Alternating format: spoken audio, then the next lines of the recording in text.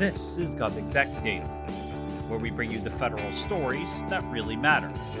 It's March 7th, 2023. I'm Ross Jumperton. 3 years ago this month, the federal government moved to maximum telework as a way to mitigate the spread of the COVID-19 pandemic. The virus had already infected and killed thousands of Americans, so a move to work from home was necessary for most office workers, including federal employees. Nearly 3 years later, the pandemic dangers have been mitigated some due to these policies, but many organizations are bringing employees back to offices. In the case of the National Capital Region, D.C. Mayor Muriel Bowser used her January inauguration address to push for more feds to come back to downtown D.C. offices. The federal government represents 1/4 of DC's pre-pandemic jobs and owns or leases 1/3 of our office space.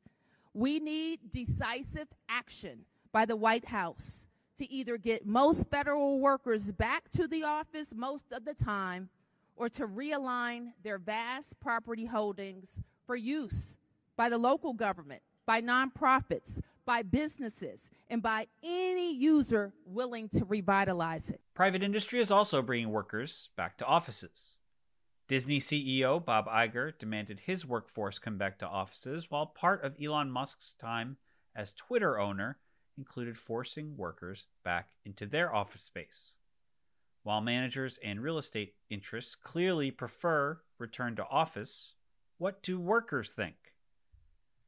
ResumeBuilder.com recently conducted a survey about return-to-office plans that found that many workers prefer flexibility over hard rules. According to the survey, a majority of workers are satisfied with the number of days that they are currently asked to go into their offices, but 37% of workers would prefer to work less frequently from the office. Of those who would prefer to work from home more, half said they'd start a job search if their return to office policies don't change, and 29% of that group said that they would quit in the upcoming year. Stacie Haller is Chief Career Advisor at ResumeBuilder.com. She has spent over 30 years in staffing and recruiting, career counseling, and job search coaching. After a short break, she'll join the podcast to discuss the ResumeBuilder.com survey and how workers feel about return to office policies.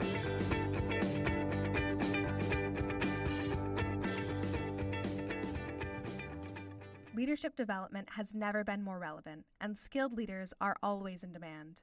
For exceptional training for your own leaders, look no further than the Professional Development Academy. The Professional Development Academy is trusted by Colin Powell and other top leaders to address specific leadership needs and transfer proven expertise from the C-suite to frontline leaders. Our online programs help maximize employee potential to gain a competitive edge while still remaining flexible to allow for demanding schedules. Visit pdaleadership.com to learn more.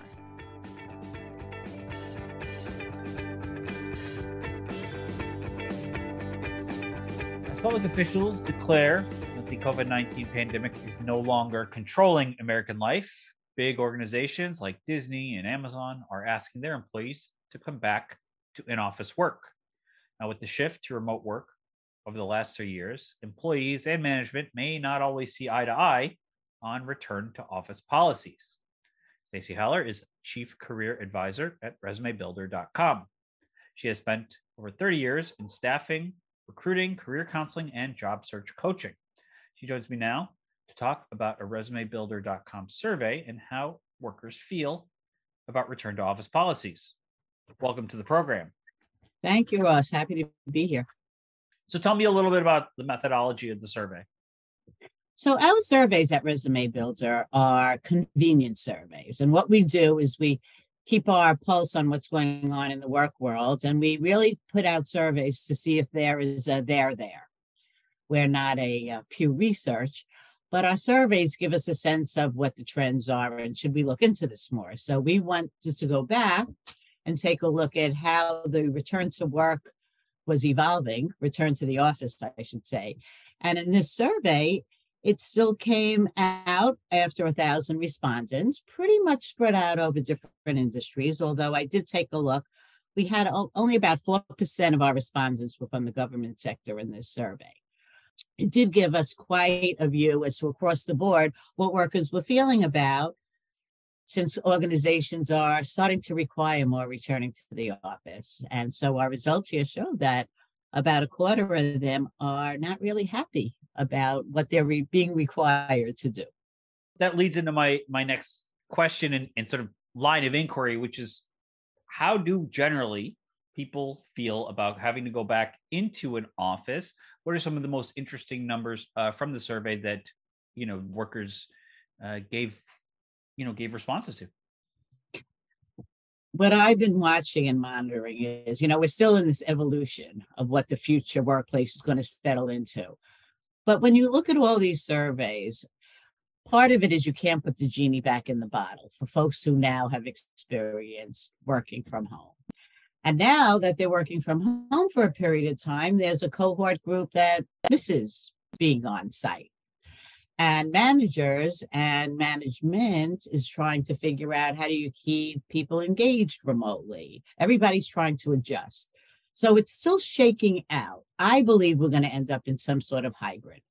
We're going to end up with some days in the office and needing the flexibility of both, because clearly our survey is showing for those folks who need to go in 5 days a week, they're not very happy. And what we're actually seeing out there is those organizations are trying to kind of make up for that. Now, clearly there are jobs where you have to be on site. And even in our responses, we got many responses from the healthcare world or manufacturing, where people need to be on site to do their job. Now, to offset that, some companies are paying commuting costs now or offering more benefits, because there might be a sector of their organization that can work remote, and they don't want to lose those people. And yet everybody's trying to make this equitable to meet everybody's needs. And I think we're not landed there quite yet. Recruiting and hiring. I know we've talked to people on our show and in our organization, agencies and OPM, who have said, look, when we open up a job that's remote, we get exponentially more people applying. How is this going to affect hiring for organizations that have various different return to office policies? What I've been seeing basically is, I think a lot of companies are thinking, well, if you build it, it will come, like Field of Dreams, but the dreams might not be realized. I've been watching organizations like, I've spoken to executives at USAA a few months ago. Now, they just came out requiring their people to come back. Now, I've been speaking to senior executives saying, well, how is that going to work? People who move several states, are they going to really let go high producers and very experienced people because they can't come in? I doubt it. Or then I look at big Wall Street firms, and they want, JP Morgan, they want people to come back, and yet people are managing wealth management for them in Florida. So are those people going to have to go back to the office? Probably not. So I think companies want people to come back to the office because they really are not experienced in managing a workforce that's not in the office. What is interesting, Ross, that I will share with you, when I looked underneath in our survey too, about 40% of our respondents were over the age of 45. Now, we also know from surveys, younger workers like to return, those that don't have to stay home and take care of kids and are juggling taking care of parents and other things. They like the sociability. And they also feel, as you can see in our survey, many people feel that the driving force of going back to the office is they feel they won't get a raise or promotion unless they're seen by their managers. And we see that too in the survey. And I believe that's just because people don't know how to manage or make that work yet. And I do think it's evolving. How much is a financial strain on this stuff a factor? The financial is definitely plays a part here. So regardless, if you're commuting, you're taking a big chunk of your salary out for commuting costs. So if you have not been commuting over the past year, and now your boss tells you to come back in and it costs you $400 a month for a train ticket, let alone the parking and the time, you're taking a salary cut. Why would you want to do that? Now, on the other side, I'm up here in Boston. There's office space all over downtown Boston, right? But now we're reading that companies are reconfiguring office spaces because if they're going to go to a hybrid workplace, then they maybe want to have team rooms and meeting rooms, and they're figuring out when people come in. But there's a cost that I do think early on companies were saying, I'm investing in all this office space. I can't get out of these leases. Let's make use of them. So I'm not sure the reasons for all of this is really about productivity and moving a company or an organization along, because it's already been proven that if you work remotely, your productivity goes up. Yeah, I know. Certainly, I spoke to someone at an agency, at a federal agency here, who suggested that there was data that suggested more productivity in the office, and when pressed, kind of faded away the actual data. It's hard to find really solid data. Yes. Small sample size for sure, but the idea that it's more productive, I think, is something that seems almost inherent, because you lose commute time, you lose what a lot of return to office proponents say is the soft stuff, chatting on the way to the elevator, that kind of thing. But you also have to be very driven. Yeah, at home. exactly. And I think what we're both saying is what may come out of this is not one size fits all. That people need to find out where they're the most productive and happier in their work life, and find an organization that allows them to work that way, which is happening because by virtue of all the remote jobs, the places you look for work just extended across the country, right? The old days, you had to say, how far can I commute? And that's where I look for a job.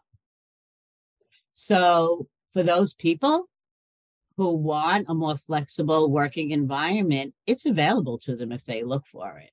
And for those people who want to go in full time, those companies exist too.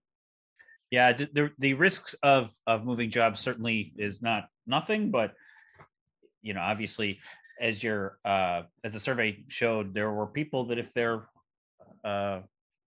return to office plans changed and they had to go in more, a lot of people, I think it was 29%, something like that, said they'd quit in the next year if they had to. Well, I will share with you, I also, have a practice where I talk to CEOs all week long who are looking to make a move. C-level executives, 95% tell me they want remote work. 95%. I rarely come across a senior executive that wants to go into the office full time who's looking to make a move. And it's opened up more doors for them because they could look across the country. So they can get a job that they love if they live on the East Coast and the job is in Denver. Yeah, I mean, you could work theoretically across the world. I know, for our show, we've opened up our guest list to people from all over the world. We had a guy from Australia, so obviously figuring out that timing was weird, but otherwise people from Europe, from Canada, it's a lot different than having people that can only travel to DC. I've worked with a lot of seniors who are part of the government. Recently, I spoke to somebody, head of security, who's out in Bahrain working for folks. So, and you know what? These people want work-life balance too. And now that when they're looking to make their next move, they're like, okay, I've done this. And, I want a different kind of life now because they can get it. So you mentioned that some workers want to come into the office because they get face time maybe with a manager, could mean better career advancement. What are the other kind of positives, soft positives that the survey showed that people would actually want to come back into the office? Well, in other similar surveys that we've done, I mean, there's the camaraderie. There's the people, who, maybe if you're single or you don't have a big family and you work alone all day long, you like mixing it up. You like the socialness of it. People like making friends at work. It helps you in your job when you have those kind of relationships, not just with your manager. So, people at different stages in their lives, if you're a mother with 2 young kids, you don't care about that. You want to be working from home so you can get done what you need to get to during the day. And you don't care if at 9:00 at night you're on your PC. So, that's why it's not a one size fits all. Yeah, I know flexibility is kind of the buzzword that we've heard from people. Regular listeners to the show know and can probably tell from our conversation where I stand on this stuff. I'm very much a proponent of telework, and the example I use, and I used last week on our show, a lot of people can't. My sister's a doctor. She can't do that. So she doesn't have that benefit, but I do because I talk for a living. So it's a little bit different. I want to end on the bird's eye view. What do you think return to office, you touched on it a little, will have on, look, people switching jobs, people quitting, the quote unquote great resignation? We've mentioned a little bit, but how is it going to impact sort of medium term? I mean, I think the good news is that people are not just thinking work is work and life is life, and we have more opportunities now. And I am excited about the fact that people could get positions where they're not upset about, commuting 12 hours a week, or if you're disabled and it's hard for you to get around. Or what about seniors who are no longer able to retire and can't do a commute? They could still work remotely. So I think it's good for the workplace in this hunt for talent. A company could look across the country for talent if they want to open those remote jobs. I think it's great for people who could have a life where they're more content and they don't feel guilty about not having time for their kids, or they could structure their work life, or maybe they want to have a part-time job on the weekend or whatever it is. So I'm excited that people are finding ways to incorporate work and their life balance for a happier existence. And I don't think we're landed yet, but I am encouraged that people will be able to find the right environments for them, and that the companies looking to have that kind of workplace will also be able to attract the people who want to work in that environment too. Yeah, I hope it makes those kind of work-life balance choices better and makes people thus hopefully more content in their lives. I'm with you. That's what I do for a living. I want people to be happy in their jobs and be able to get it. And I am encouraged that we're coming to a place where we might have a better place for everyone to find their right home. Yeah, definitely. Hey, thanks so much for being on the show with us. My pleasure. Thank you. Thanks for listening to GovExec Daily. Our show was produced and hosted by me, Ross John Fortuna. We want to thank Stacie Haller for joining the program. Our music is the song Signals by Catfish Dancing. Be sure to rate, review, and subscribe on Apple Podcasts or Google Podcasts, or wherever you get your podcasts. You can email us any feedback at podcast@govexec.com or hit us up on Twitter @govexec. Check us out on Facebook or LinkedIn by searching for Government Executive. We'd love to hear from you. We'll talk to you later.